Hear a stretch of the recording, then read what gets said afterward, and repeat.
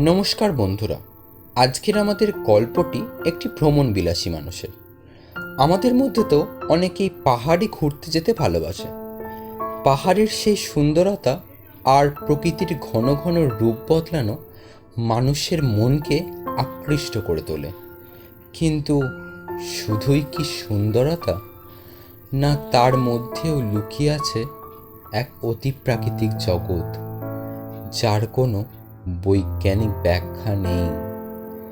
সেই একরকম অতিপ্রাকৃতিক অলৌকিক ঘটনার কথা বলতে এসছে আমাদের সুখেন্দু। চলুন আর দেরি না করে শুরু করা যাক। গল্পবৃক্ষ প্রেজেন্ট মঞ্জিল সেনের লেখা রাত্রের যাত্রী।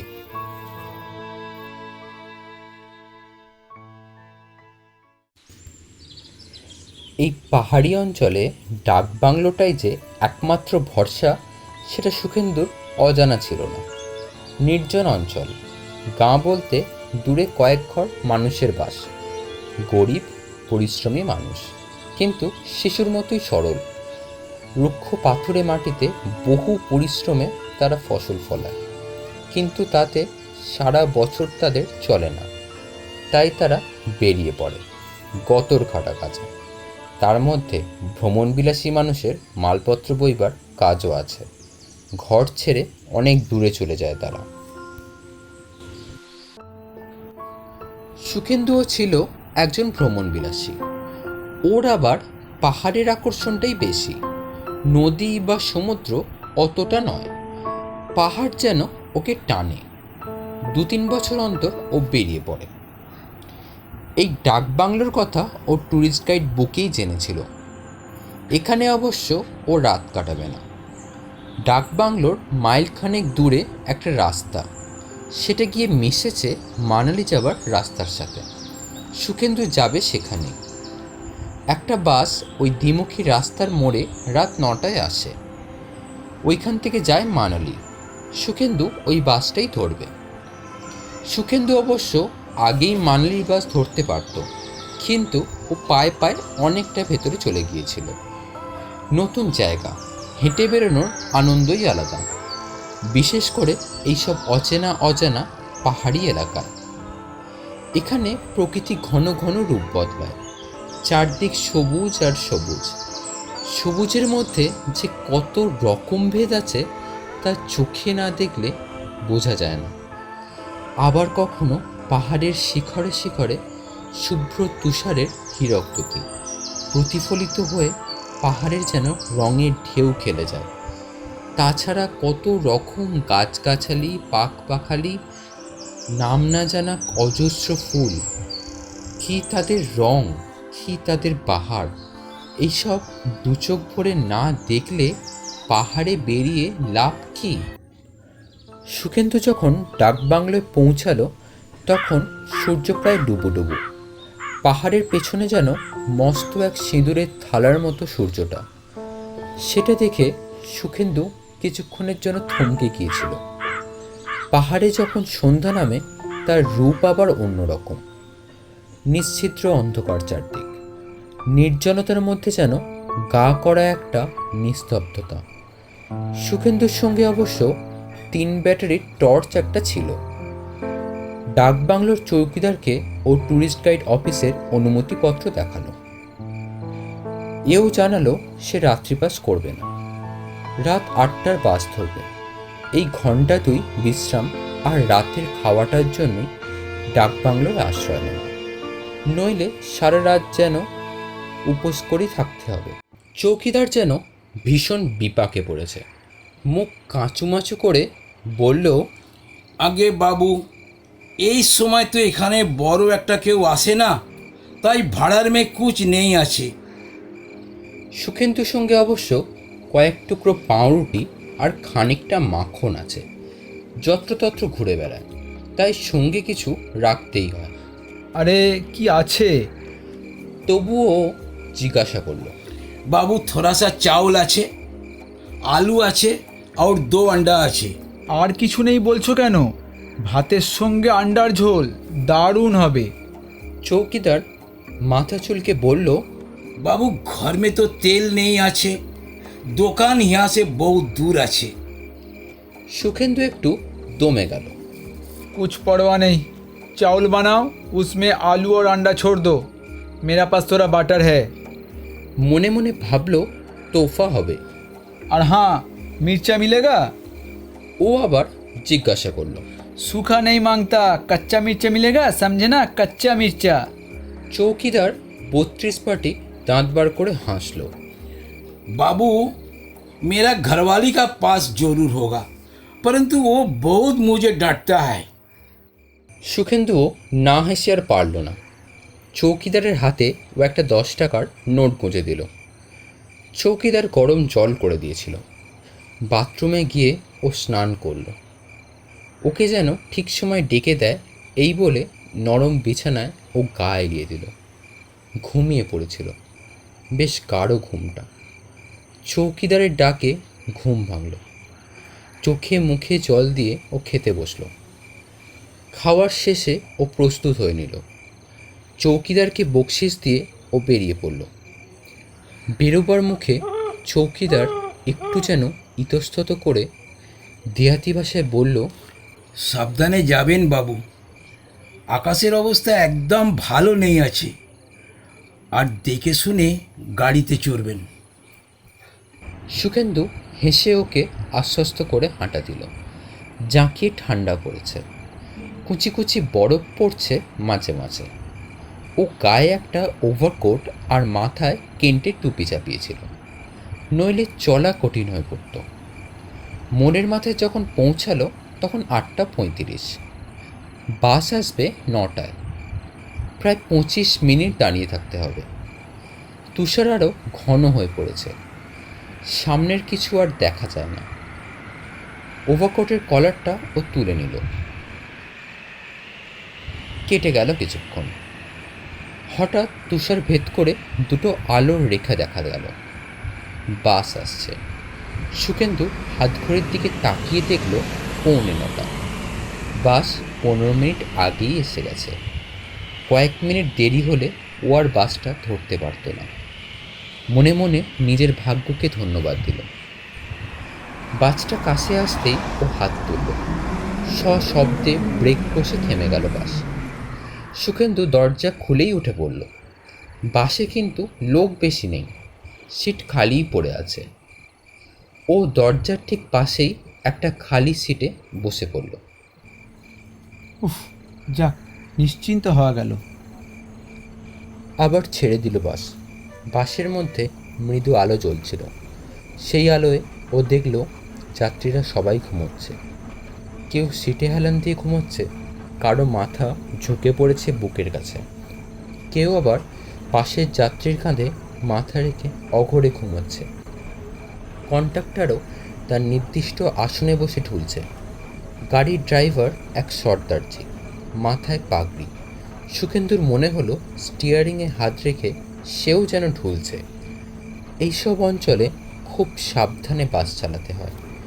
একটু অসাবধান হলেই কয়েকশো ফুট নিচে গভীর খাদে গিয়ে পড়বে বাস। কেউ বাঁচবে না।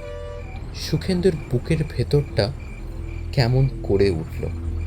ভাবল কন্ডাক্টরকে বলবে নাকি ওর আশঙ্কার কথা। তক্ষুনি কন্ডাক্টর মুখ তুলে তাকালো ওর দিকে, আর বুকের ভেতরটা যেন ছ্যাঁত করে উঠল সুখেন্দুর। দু চোখ কোটরে ঢোকা, ফ্যাকাশে মুখ, ঠিক যেন মরা মানুষের মুখ। ও তাড়াতাড়ি মুখ ফিরিয়ে নিল। সহযাত্রীদের দিকেও এবার চোখ ফেরালো। ওর কি চোখের ভুল? ও স্পষ্ট মনে হলো বাসের সবাই যেন ওর দিকেই দেখছিল।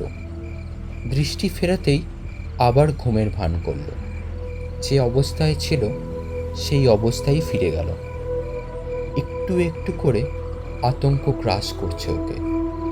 একটা অপার্থিব পরিবেশ ওকে যেন ঘিরে আছে। বাসের সব কাঁচের জানলা বন্ধ, তবু ভেতরটা যেন হিম ঠান্ডা। জোর করেই ও বাইরের দিকে তাকালো। হঠাৎ আকাশ পরিষ্কার হয়ে গেছে, বন্ধ হয়েছে তুষারপাত, আর ঝলমল করছে রূপোলি থালার মতো মস্ত এক চাঁদ। রাখি পূর্ণিমা নাকি? সুখেন্দু মনে মনে ভাবল। তারপর আবার ভীষণ চমকে উঠল। এ কি, বাসটা আবার সেই দ্বিমুখী রাস্তার মোড়ে এসেছে যেখান থেকে আমি বাসে উঠেছিলুম। এটা কি করে সম্ভব? বাসটা কি একই জায়গায় চক্কর দিচ্ছে? ড্রাইভার কি রাস্তা ভুলে গেছে, না নেশা ভাঙ করে উল্টো পাল্টা চালাচ্ছে? হয়তো চোখের ভুল, এই বলে নিজেকে প্রবোধ দিল। এটা অন্য কোনো মোড়, ও বিদেশি বলে বুঝতে পারিনি। জানলা দিয়ে চাঁদের আলো বাইরেটা স্পষ্ট দেখা যাচ্ছিল। নানান চিন্তা এসে চট পাকাচ্ছিল ওর মাথায়। তারপর আবার ও চমকাল। না না, এবার আর ভুল হয়নি, বাসটা আবার সেই মোড়ের মাথায় এসেছে। ওর গলা দিয়ে বোধহয় একটা গোঙানির মতো আওয়াজ বেরিয়েছিল। সঙ্গে সঙ্গে বাসের ভেতর জেগে উঠল সবাই। সকলের দৃষ্টি ওর দিকে। রক্ত শূন্য ফ্যাকাশে মুখ, কোটরে ঢোকা দু চোখ যেন বরফ শীতল দৃষ্টি। জীবন্ত মানুষের মুখ নয়। বাসের সবাই, এমনকি সিক ড্রাইভার পর্যন্ত ফিরে দেখছে ওকে। দাড়িতে ওর মুখ ঢাকা, কিন্তু অবিকল এক চোখ, মরা মানুষের মতো ঠান্ডা স্থির দৃষ্টি তার। তারপর সবাই একসঙ্গে দুলতে লাগলো। বসে বসেই দুলছে, আর খিক খিক করে হাসছে। পৈশাচিক সেই হাসি। শরীরের রক্ত যেন জল হয়ে গেল সুখেন্দুর। এরা কি মানুষ না পিশাচ? বাস কিন্তু থেমে নেই, দুরন্ত গতিতে ছুটে চলেছে। ড্রাইভার স্টিয়ারিং ছেড়ে পেছন ফিরে ওকে দেখে যাচ্ছে। যেমন হঠাৎ শুরু হয়েছিল তেমনই হঠাৎ হাসি থেমে গেল। তারপর শুরু হলো একটানা মন্ত্র উচ্চারণের মতো সমবেত কণ্ঠে একঘেয়ে সুর, যেন কাউকে বলি বা উৎসর্গ করার আগে মন্ত্রপাঠ হচ্ছে। সুখেন্দুর মেরুদণ্ড বেয়ে বরফ গলার জলের স্রোত নেমে এলো। কেঁপে উঠল সর্বাঙ্গ। কন্ডাক্টর উঠে দাঁড়িয়ে ওর দিকে হাত বাড়ালো। টিকিট কাটবার সময় যেমন হাত বাড়ায় তেমন, কিন্তু হাতটা একটা কঙ্কালের, যেন ওর গলার দিকেই এগিয়ে আসছে। আর সহ্য করতে পারল না সুখেন্দু। দরজার পাশেই সিটেই বসেছিল। এক ঝটকায় দরজা খুলে ও ঝাঁপ মারল বাইরে। একটুর জন্য ও গভীর খাদে গড়িয়ে পড়ল না। একটা বুনো ঝোপই ওকে বাঁচিয়ে দিল, আর বাঁচালো নরম তুষারের বিছানা। অনেকক্ষণ ধরেই ঝুড়ো ঝুড়ো হয়ে পড়ছিল। পর মুহূর্তেই শুনতে পেল বাসটা সশব্দে আছড়ে পড়ল গভীর খাদে। সঙ্গে সঙ্গে ও জ্ঞান হারালো।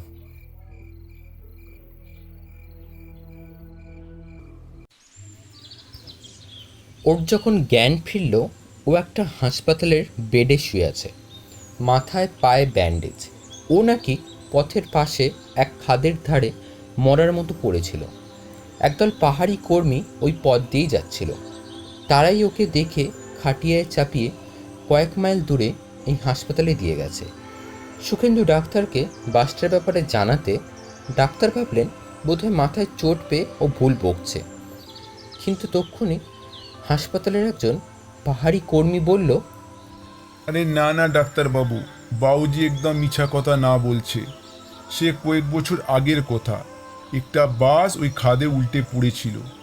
ড্রাইভার কন্ট্রাক্টর তো মরেই ছিল। বাসের কোনো আদমি না বেঁচে ছিল। বাসটা ভেঙে টুকরা টুকরা হয়ে গেছিল। তারপর থেকে মাঝে মাঝে যে তারিখে যে সময় ঘটনা ঘটেছিল না, সেই তারিখে সেই সময় এই ভুতুরে বাসকে মাঝে মাঝে দেখা যায়। এখানকার মানুষজন এই ঘটনাটা জানে, তাই তারা বাসের ধারে কাছেও ঘেঁষে না। বাবুজি নতুন মানুষ আছে, তাই এই বাসে উঠেছিল। নতুন মানুষ যখনই এখানে বাসের জন্য অপেক্ষা করে না, তখন এই ভুতুরে বাসের দেখা মিলে।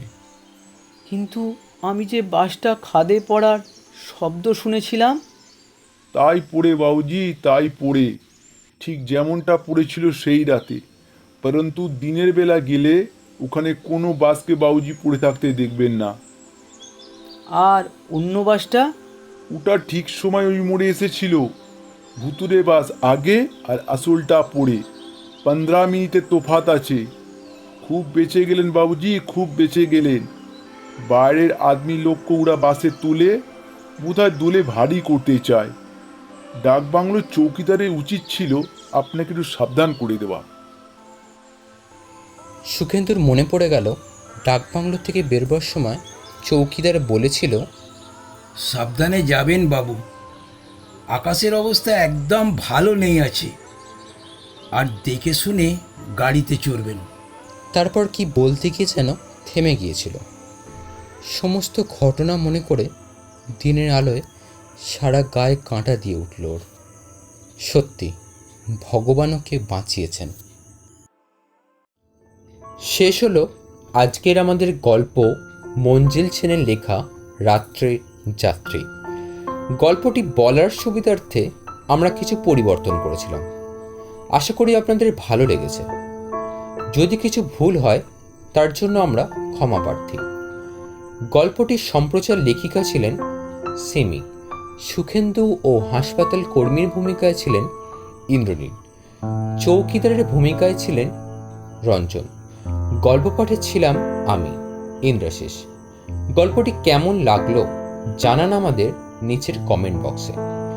আর চ্যানেলে যদি নতুন সদস্য হন তাহলে অবশ্যই সাবস্ক্রাইবার বাটনটি প্রেস করুন। চলুন বাংলা ভাষা ও সাহিত্যকে আমরা এগিয়ে নিয়ে যাই। এর পরের বারে একটি ভিন্ন স্বাদের গল্প নিয়ে আমরা হাজির হব আপনাদের কাছে। ধন্যবাদ।